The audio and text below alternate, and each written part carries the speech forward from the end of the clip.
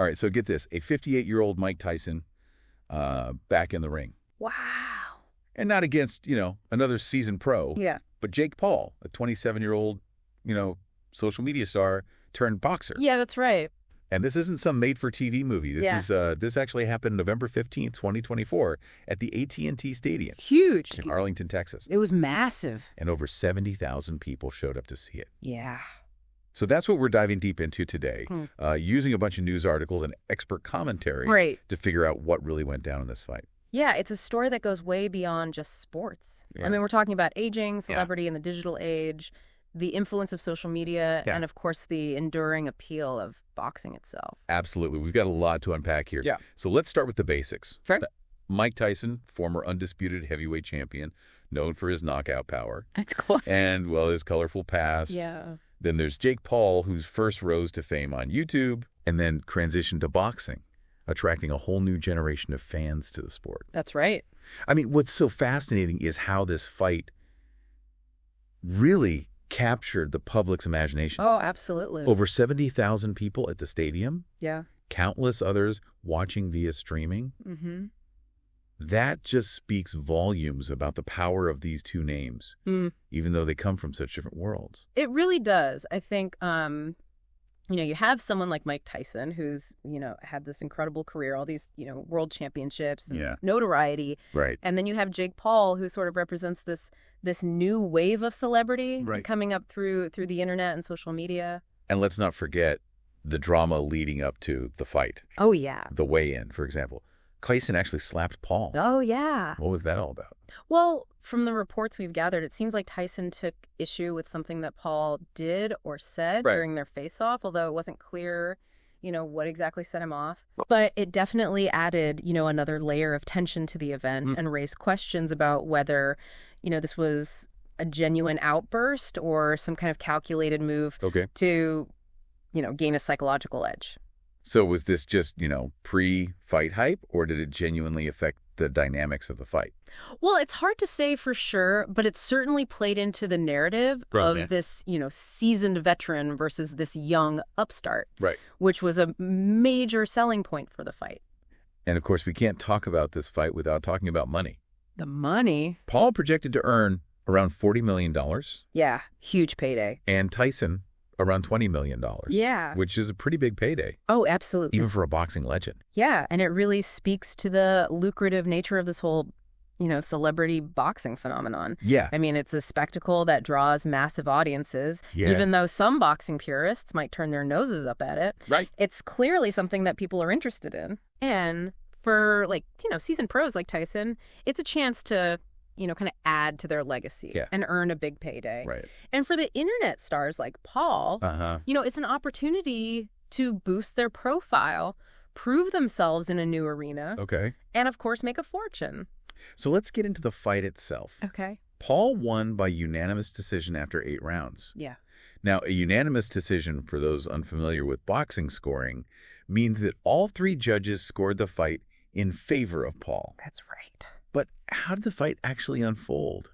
Did Tyson just get completely dominated? Not exactly. Tyson actually started strong. Really? Yeah, he was landing some heavy blows in those early rounds. He was clearly trying to end the fight quickly, perhaps relying on his experience and power to just overwhelm Paul. That makes sense, given their age difference. Yeah. So was Paul just on the defensive during those early rounds, or was he able to land some punches of his own? Well, Paul definitely took some hits, but he was using his reach advantage, effectively keeping Tyson at bay with jabs, those quick, straight punches to score points and avoid getting caught in a brawl. You could see that he was trying to wear Tyson down. Okay. Waiting for an opening. So it sounds like Paul had a strategy going in, knowing that he couldn't match Tyson's power, but could potentially outlast him over 8 rounds. Exactly. As the fight went on, Tyson's age and lack of recent ring time started to show. Okay. He just couldn't maintain that initial intensity. His punches became slower and less frequent. And what about Paul? Did his stamina hold up, or did he start to tire as well? Paul showed really impressive stamina and actually seemed to get more confident as the fight went on. Really? Yeah, he started landing more combination, those series of punches. Right. And he effectively avoided any serious damage from Tyson. So it was a really strategic fight for Paul. Yeah. Whereas Tyson seemed to be relying more on his raw power, hoping for a knockout. Yeah, I think that's a pretty accurate assessment.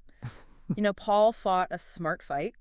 He used his youth and his reach to his advantage and ultimately outpointed Tyson over those 8 rounds. Now, before the fight, a lot of the boxing experts were split on who they thought would win. Right. Some were leaning towards Tyson's experience, Yeah. but others were favoring Paul's youth and agility. Yeah, and it seems like those who predicted Paul would win based on, his ability to outlast Tyson were right on the money. I mean, the fight played out pretty much as they had anticipated. So Paul managed to pull off a pretty impressive upset. He did. Even if it wasn't a knockout. Yeah, and remember, this wasn't just, some exhibition match. Right. This was a professionally sanctioned fight. Yeah. And Paul entered the ring with a legitimate record and, a growing reputation as a boxer. It'll be interesting to see where his boxing career goes from here. For sure. But let's get back to the Tyson-Paul fight for a minute. Okay. What was the atmosphere like after the fight? Well, from the reports, it seemed like there was a sense of mutual respect between the two fighters. After the final bell, Paul acknowledged Tyson as a legend and thanked him for the opportunity to share the ring with him. Okay, so it wasn't just a handshake for the cameras. No, it seemed genuine. There was some genuine respect there. Yeah, I think so. Good. And Tyson, in turn, admitted that, Paul was a good boxer and had earned the victory. Yeah. It was a far cry from the pre-fight tension and that slap at the weigh-in. It does seem like the fight itself, despite all the hype and the drama, was ultimately a display of sportsmanship and respect between two very different athletes. It really was, and it just speaks to the complex nature of this event. Yeah. It was a spectacle, a money-making venture, a clash of personalities, but also, at its core, a boxing match between two individuals who had trained hard and were putting their skills to the test. So it wasn't just a publicity stunt. No. There was some real athletic competition involved. Absolutely. Both fighters took the fight seriously and prepared accordingly. Right. And while Paul emerged victorious, Tyson demonstrated that even at 58, he could still hold his own in the ring. Now, let's talk about some of the details that made this fight such a spectacle. Okay. Paul's ring entrance, for example. Oh, yeah. He arrived in a customized Chevy with his brother Logan, and they even brought a caged pigeon. Yeah, a little nod to Tyson's well-known love for the birds. It was all very theatrical and over the top, which is part of Paul's brand and what draws in his audience. And then there were those gigantic 40-foot inflatable versions of the boxers placed outside the stadium playing pre-recorded taunts. Oh, my God. It was quite a scene. It sounds like they pulled out all the stops. They did. To make this a memorable event. Yeah. Even beyond the fight itself. They did, and it worked. The fight generated massive buzz on social media and in the press, attracting a global audience and solidifying both Tyson and Paul's place in the cultural conversation. I can imagine. It was quite something. And let's not forget about the presence of some big names in the boxing world, guys like Lennox Lewis and Evander Holyfield. Oh, yeah. Seeing those legends at the event, really added another layer of legitimacy to the whole thing. It is interesting to think about how this fight brought together so many different elements, Yeah. You had the spectacle, the celebrity factor, the historical significance of Mike Tyson, and then the serious athletic competition itself. It really was this convergence of different worlds, and I think that's part of what made it so captivating. Yeah. On one hand, you had this clash of generations, the old guard versus this new wave. And then you also had this exploration of how fame and athleticism intersect in the digital age. It makes you wonder, are we moving towards a future where boxing, or even sports in general, become even more intertwined with the entertainment and social media? Yeah, it's a definite possibility. I mean, we're already seeing a shift in that direction with the rise of streaming services and the increasing influence of social media. And this fight was a prime example of that trend. Yeah. It was streamed live on Netflix, which is a platform that's known more for its, movies and TV shows than for live sports. Exactly. And it sparked a lot of conversations about the future of sports broadcasting and the role that streaming services will play in it. But speaking of Netflix, a lot of fans complained about buffering issues during the fight. Oh, really? It seems like even with a platform as big as Netflix, there can still be technical challenges when it comes to streaming these live events. Right. It highlights the importance of a seamless viewing experience, Yeah. especially for these high-profile events that people are paying to watch. Right. You know, as we move towards a world where more and more live sports are streamed online, those technical aspects are going to become even more crucial. Now let's shift gears a bit and talk about the undercard fights. Okay. There were some pretty exciting matches leading up to the main event. Yeah. The undercard often gets overshadowed by the main attraction. Right. But in this case, there were some genuinely compelling fights that deserve some attention. Yeah? For instance, the women's boxing rematch between Katie Taylor and Amanda Serrano was a nail-biter. I remember hearing about that one. Taylor won by a close decision. Yeah. But it was a controversial win, with some people thinking that Serrano deserved the victory. Exactly. It was a very close fight, and it sparked a lot of debate among boxing fans. I bet. And then there was that fight between Mario Barrios and Abel Ramos for the WBC welterweight title, which ended in a split draw. Now, a split draw means that one judge scored the fight for one fighter, another judge scored it for the other fighter, and the third judge scored it as a tie. That's right. It was a brutal fight with both guys giving it their all. Wow. It was a real back-and-forth battle. Yeah. And the split draw left fans wanting more. Now, let's zoom out and look at the bigger picture here. Okay. This fight was a prime example of this celebrity boxing trend that's been gaining momentum over the past few years. What are your thoughts on this phenomenon? Well, it's a fascinating development. On one hand, it brings new audiences to the sport. It generates a lot of excitement and creates these lucrative opportunities for both seasoned pros and internet celebrities. But on the other hand, there are those who argue that it cheapens the sport, reduces it to a spectacle, and overshadows the achievements of these dedicated professional boxers. There's definitely a tension there. Right. And it raises some interesting questions about the nature of athletic competition. Yeah. The role of entertainment in sports. Yeah. And this evolving definition of celebrity. And where does Mike Tyson fit into all of this? He's a boxing legend. Right. But he's also become a pop culture icon. Yeah. What do you think this fight says about his legacy? Even at 58, you know, Mike Tyson remains this powerful figure, both in the boxing world and in popular culture. Right. His participation in this fight added this layer of historical significance and brought back memories of his dominance in the ring. And for younger audiences who might not be familiar with his earlier career, it was a chance to see a legend in action. Exactly. Yeah. And I think it speaks to Tyson's enduring appeal. You know, he's a complex figure, a flawed individual who has made mistakes. But he's also this captivating personality and a phenomenal athlete. And what about Jake Paul? Yeah. This fight was arguably his biggest test yet as a boxer.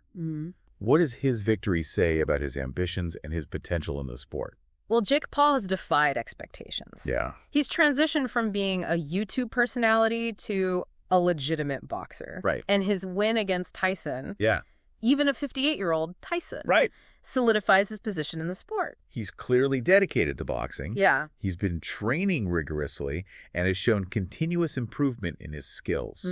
He has. And he's attracted this huge following, particularly among younger fans who are drawn to his personality and his online presence. It'll be interesting to see how his career progresses from here. Yeah. Will he continue to fight within the realm of celebrity boxing? Or will he try to make a name for himself against more established professional boxers? That's the big question, isn't it? He's proven himself capable in the ring, but he's also aware of the marketing potential of these celebrity matchups. It'll be interesting to see which path he chooses. Now, this fight also sparked conversations about aging and athleticism. Yeah. Here you have a 58-year-old athlete competing at a high level, even if he didn't win. Yeah. What does that say about our perceptions of age and what's possible physically? It challenges this notion that athleticism is something that inevitably declines with age. Especially in a society that often equates youth with vitality. Yeah. And views aging as a process of decline. Mike Tyson's performance, even in defeat, demonstrates that age is not necessarily a barrier to physical achievement. It's inspiring to see someone like him defying expectations and proving that you can still be competitive and physically capable even later in life. Absolutely. And it's a reminder that athleticism isn't just about, you know, speed and power. It's also about experience, strategy, mental toughness, and this willingness to push your limits. And what about Jake Paul's perspective on this? He was facing a boxing legend. Someone who was a world champion when he was just a child. It must have been an intimidating experience for him, but he also handled it with a level of maturity and respect that perhaps some people didn't expect from him. He acknowledged Tyson's legacy and thanked him for the opportunity. He did. Which showed a level of humility that often gets overlooked in the world of celebrity boxing. It does, and it suggests that, he's not just in this for the fame and the money. Yeah. He genuinely respects the sport and the history behind it. Now, throughout this deep dive, we've been talking about how this fight reflected these larger trends in sports and entertainment. But before we wrap things up, I want to go back to something you mentioned earlier. Yeah. The ethical considerations surrounding celebrity boxing. What are some of the key issues that people have raised? Well, one of the main concerns is this potential for exploitation. Okay. There's this worry that seasoned pros, especially those who are past their prime, might be lured back into the ring for financial gain, even if it puts their health at risk. It's a valid concern, especially when you consider the potential for serious injuries. Right. In a sport like boxing. And then there's the question of whether these celebrity matchups overshadow the achievements of dedicated professional boxers who have worked their way up the ranks through years of training and competition. Some people argue that celebrity boxing devalues the sport and reduces it to a spectacle. Yeah, and there's also this concern that these fights might mislead casual viewers into thinking that boxing is easier than it actually is. Right. Which could lead to people getting into the ring without proper training and putting themselves at risk. So there are definitely some valid ethical considerations to think about when it comes to the rise of celebrity boxing. There are.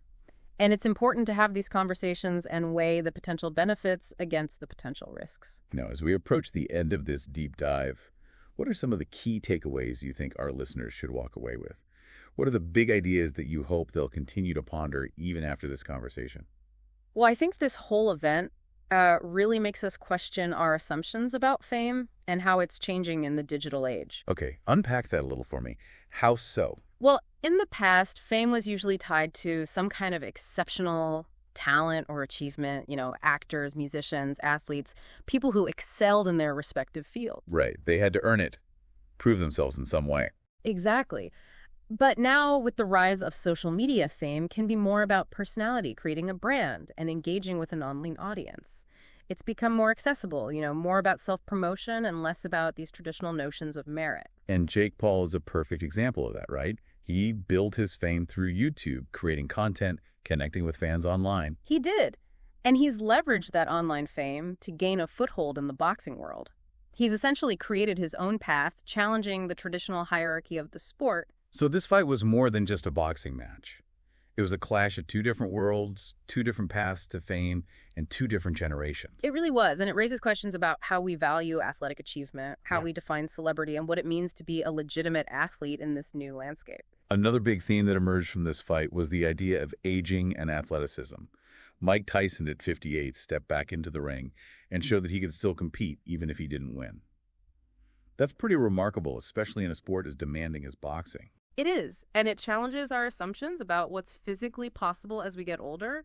We often equate aging with decline, but Tyson's performance showed that age isn't necessarily a barrier to physical prowess. He might not have moved as quickly as he did in his prime, but he still had that power, that experience, that ring presence. Exactly. And his willingness to step back into the ring to test himself against a younger opponent was inspiring.